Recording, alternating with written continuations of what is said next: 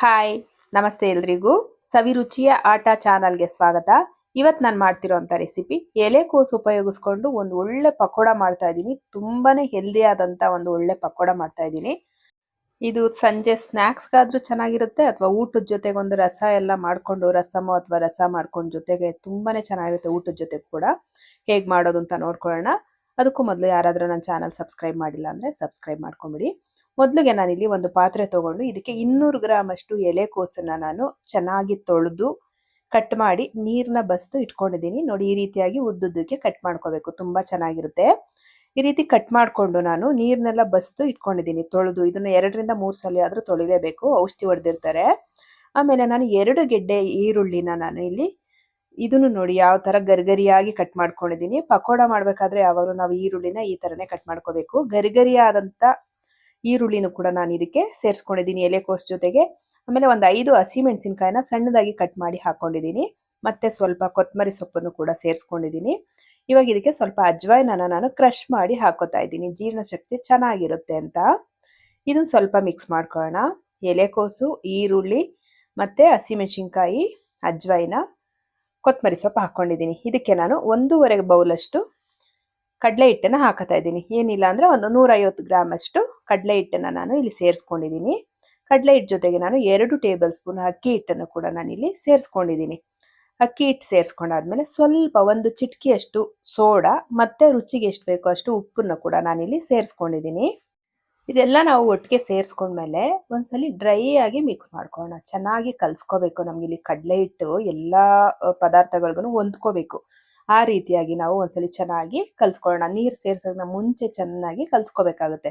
ನೋಡಿ, ಇವಾಗ ಕಾಣಿಸ್ತಾ ಇದೆ ಅಲ್ವಾ? ಈ ರೀತಿಯಾಗಿ ಕಲಿಸ್ಕೊಂಡ್ಮೇಲೆ ನಾವು ಇದಕ್ಕೆ ಸ್ವಲ್ಪನೇ ನೀರು ಹಾಕ್ಕೊಂಡು ಮಿಕ್ಸ್ ಮಾಡ್ಕೊಳ್ಳೋಣ. ಅಂದರೆ ಚೆನ್ನಾಗಿ ಕಲಿಸ್ಬೇಕು. ಎಷ್ಟು ಪ್ರೆಸ್ ಮಾಡಬೇಕಂದ್ರೆ ಕೈಯಲ್ಲಿ ಹಂಗೆ ಹಿಂಡಬೇಕು. ಆ ರೀತಿಯಾಗಿ ಕಲಿಸಿದಾಗ ನಮಗೆ ಈರುಳ್ಳಿ ಮತ್ತು ಕೋಸು ಎಷ್ಟು ಜಾಸ್ತಿ ಇತ್ತಲ್ವ, ತುಂಬ ಇತ್ತು ಈ ಪಾತ್ರೆನಲ್ಲಿ. ಇವಾಗ ಎಷ್ಟಾಗಿದೆ ನೋಡಿ ಗೊತ್ತಾಗ್ತಾ ಇದೆ. ಈ ರೀತಿಯಾಗಿ ನಾವು ಚೆನ್ನಾಗಿ ಹಿಂಡಿ ಕಲಿಸಿದಾಗ ನಾವಿಲ್ಲಿ ಹಸಿಮೆಣಸಿನ್ಕಾಯಿ ಎಲ್ಲ ಏನು ಕಟ್ ಮಾಡಿ ಸೇರಿಸ್ಕೊಂಡಿದ್ದೀವಿ, ಇದೆಲ್ಲ ಅದ್ರ ಕಡೆ ಖಾರ ಸ್ಪ್ರೆಡ್ ಆಗುತ್ತೆ. ನಾವು ಚೆನ್ನಾಗಿ ಹಿಂಡಿ ಕಲಿಸಿದಾಗ ಈ ಖಾರ ಅನ್ನೋದು ಎಲ್ಲ ಕಡೆನೂ ಸ್ಪ್ರೆಡ್ ಆಗಿ ಚೆನ್ನಾಗಿ ಹೊಂದ್ಕೊಂಡಾಗ ರುಚಿ ಚೆನ್ನಾಗಿರುತ್ತೆ.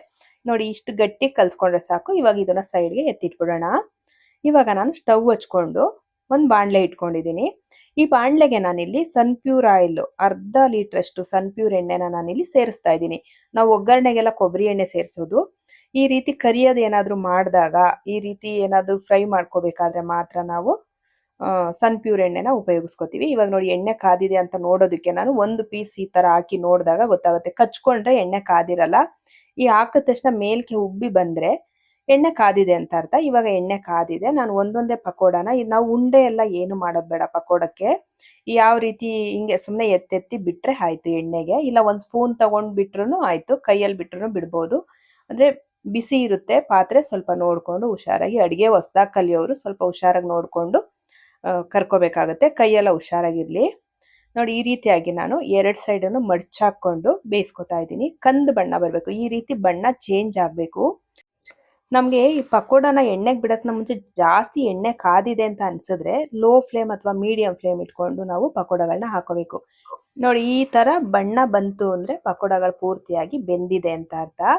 ತುಂಬ ಚೆನ್ನಾಗಿ ಒಳಗಡೆನೂ ಕೂಡ ಬೆಂದಿರುತ್ತೆ. ನಾವು ಐ ಫ್ಲೇಮಲ್ಲಿ ಇಟ್ಕೊಂಡು ಎಣ್ಣೆನೂ ಜಾಸ್ತಿ ಕಾದಿದ್ದಾಗ ಏನಾದರೂ ನಾವು ಪಕೋಡಗಳನ್ನ ಹಾಕೊಂಡ್ರೆ ಮೇಲೆಲ್ಲ ಸೀದೋಗ್ಬಿಡುತ್ತೆ, ಮತ್ತೆ ಒಳಗಡೆ ಬೆಂದಿರಲ್ಲ. ಮೇಲ್ ಕಪ್ಪಾಗ್ಬಿಟ್ಟಿರುತ್ತೆ, ಒಳಗಡೆ ಬೆಂದಿರಲ್ಲ. ಅದಕ್ಕೇನೆ ನಾವು ಊರಿನ ನಾವು ಯಾವಾಗಲೂ ಸ್ಟವ್ ನೋಡಿಕೊಂಡು ಹೈ ಬೇಕಾ ಅಥವಾ ಮೀಡಿಯಂ ಬೇಕಾ ನೋಡಿಕೊಂಡು ಕಡಿಮೆ ಮತ್ತೆ ಜಾಸ್ತಿ ಮಾಡಿಕೊಂಡು ಈ ರೀತಿಯಾಗಿ ಪಕೋಡಗಳನ್ನಾಗಲಿ ಕಬಾಬ್ ಆಗಲಿ ಈ ಥರ ಬೇಯಿಸ್ಕೋಬೇಕಾಗುತ್ತೆ. ನೋಡಿ, ಈ ರೀತಿಯಾಗಿ ಒಳ್ಳೆ ಬಣ್ಣ ಬರೋವರೆಗೂ ನಾನು ಬೇಯಿಸಿಟ್ಕೊಂಡಿದ್ದೀನಿ. ಇವಾಗ ಪಕೋಡಗಳನ್ನೆಲ್ಲ ಅದನ್ನು ಬೇಯಿಸಿ ಆಯಿತು. ಇದನ್ನ ಎತ್ತಿ ಬೇರೆ ಪಾತ್ರೆಗೆ ಹಾಕ್ಕೊಂಡಿದ್ದೀನಿ. ಇದನ್ನು ಕಟ್ ಮಾಡಿ ತೋರಿಸ್ತೀನಿ. ನೋಡಿ, ಒಳಗಡೆ ಎಲ್ಲ ಯಾವ ರೀತಿಯಾಗಿ ಬೆಂದಿದೆ ಇದು ಅಂತ ತೋರಿಸ್ತೀನಿ ನಾನು. ನೋಡಿ, ಒಳಗಡೆ ಸ್ವಲ್ಪ ಕೂಡ ಹಿಟ್ಟು ಥರ ಇಲ್ಲ, ತುಂಬ ಚೆನ್ನಾಗಿ ಬೆಂದಿದೆ. ತುಂಬ ಸಿಂಪಲ್ ಆಗಿ ಕೂಡ ಹಾಕ್ಬೋದು. ಅಜ್ವಾನ ಎಲ್ಲ ಸೇರಿಸಿರೋದ್ರಿಂದ ಚೆನ್ನಾಗಿ ಜೀರ್ಣ ಆಗುತ್ತೆ. ತುಂಬ ಒಳ್ಳೆ ಫುಡ್ ಅಂತಾನೆ ಹೇಳ್ಬೋದು. ಸ್ನ್ಯಾಕ್ಸ್ಗಂತೂ ತುಂಬಾ ಚೆನ್ನಾಗಿರುತ್ತೆ. ಮತ್ತು ಊಟದ ಜೊತೆಗೂ ಒಂದು ರಸಮ್ ಅಥವಾ ಬೇಳೆ ಸಾರು ಏನಾರು ಮಾಡಿದಾಗ ಈ ರೀತಿ ಸೈಡ್ಗೆ ಮಾಡಿಕೊಟ್ರೆ ತುಂಬಾ ಚೆನ್ನಾಗಿರುತ್ತೆ. ಇಲ್ಲ ಸ್ಕೂಲಿಂದ ಮಕ್ಕಳು ಬಂದಾಗ ಅಥವಾ ದೊಡ್ಡವರೇ ಆಗಲಿ ಆಫೀಸಿಂದ ಬಂದಾಗ ಈ ರೀತಿ ಮಾಡಿಕೊಟ್ಬಿಟ್ಟು ಇದಕ್ಕೊಂದು ಒಳ್ಳೆ ಚಟ್ನಿ ಮಾಡಿಕೊಂಡು ತಿಂದರೂ ತುಂಬಾ ಚೆನ್ನಾಗಿರುತ್ತೆ. ಸಾಸ್ ಜೊತೆನೂ ಚೆನ್ನಾಗಿರುತ್ತೆ. ಬರೀದು ಕೂಡ ತಿನ್ಬೋದು. ತುಂಬಾ ರುಚಿಯಾಗಿರುತ್ತೆ. ಊಟದ ಜೊತೆಗೂ ಸೂಪರ್ ಆಗಿರುತ್ತೆ. ತುಂಬಾ ಸಿಂಪಲ್ ಆಗಿ ಕೂಡ ಮಾಡ್ಕೋಬಹುದು. ಕೋಸು ಎಲ್ರಿಗೂ ತುಂಬಾನೇ ಒಳ್ಳೇದು, ಎಷ್ಟು ತಿಂತೀವೋ ಅಷ್ಟು ಒಳ್ಳೇದು. ಹಸಿ ಎಲೆಕೋಸನ್ನೇ ತಿಂದ್ರೂ ನಮ್ಗೆ ಆರೋಗ್ಯಕ್ಕೆ ತುಂಬಾನೇ ಒಳ್ಳೇದು. ಆದ್ರೆ ನಮ್ಮ ಮನೆಯಲ್ಲಿ ತಿನ್ನಲ್ಲ ಅನ್ನುವಾಗ ನಾವು ಈ ರೀತಿ ಎಲ್ಲ ಮಾಡ್ಕೊಳ್ಬಹುದು. ತುಂಬಾ ಸಿಂಪಲ್ ಆಗಿ ಒಂದು ಒಳ್ಳೆ ಪಕೋಡ ರೆಸಿಪಿನ ತೋರಿಸ್ಕೊಟ್ಟಿದ್ದೀನಿ ಅಂತ ಅನ್ಕೋತೀನಿ. ನಿಮ್ಗೆ ಎಲ್ರಿಗೂ ಈ ರೆಸಿಪಿ ಇಷ್ಟ ಆಗಿದ್ರೆ ಲೈಕ್ ಮಾಡಿ, ಶೇರ್ ಮಾಡಿ, ಕಮೆಂಟ್ ಮಾಡಿ, ಹಂಗೆ ಸಬ್ಸ್ಕ್ರೈಬ್ ಮಾಡ್ಕೊಳ್ಳಿ. Thank you.